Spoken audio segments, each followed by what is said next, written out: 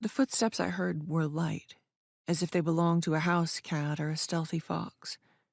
Stevie heard them too. She whined and strained against her leash. Our new house's deadbolt had been locked when we arrived. I'd opened it with the key we received at closing.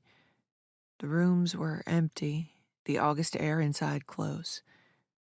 Despite the house's age, I sensed no spiritual presence. What I heard was earthly. Had to be an animal, I thought, bending down to stroke the soft fur behind Stevie's ears. Turning to my husband, Brett, as he stepped inside the house, I asked, "Did you hear those footsteps?" He shook his head. "Footsteps?" I glanced at our blue merle Australian shepherd. Stevie heard them, too. "I'll look around, Suze," Brett said. As he went down the hall, Stevie and I stepped forward, her toenails clicking and my footfalls echoing on the hardwoods. I pressed a hand against my collarbone, an ancient, ritualistic practice of mine. The house, a Denver square, was about 2 miles east of my childhood home. With its square shape and simple layout, the Denver square was unlike my family's ornate Victorian, yet its character reminded me of my childhood home. The original woodwork and built-ins, the stained glass, the front porch running the width of the house. Stevie tugged on her leash. In the kitchen, I opened the back door to let her into the fenced yard. But when she put her nose to the threshold, I pulled her leash back.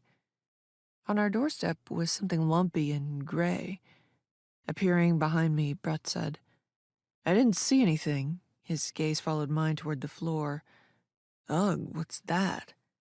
I crouched, examining what was before me. Then I looked up. "It's a rat," I said. "A dead rat." I last lived in Denver in 1982. That fall, I began my freshman year at the University of California, Berkeley. Not once did I look back. I visited, of course, spent brief vacations with my family, assured myself that my baby brother was thriving, robust as a favorite houseplant. But every year I scoured the Bay Area for summer jobs and internships so I could stay in California, with no retreat to Colorado. At Berkeley, I resolved to embrace the intellectual, the pragmatic. I joined student government and majored in business administration.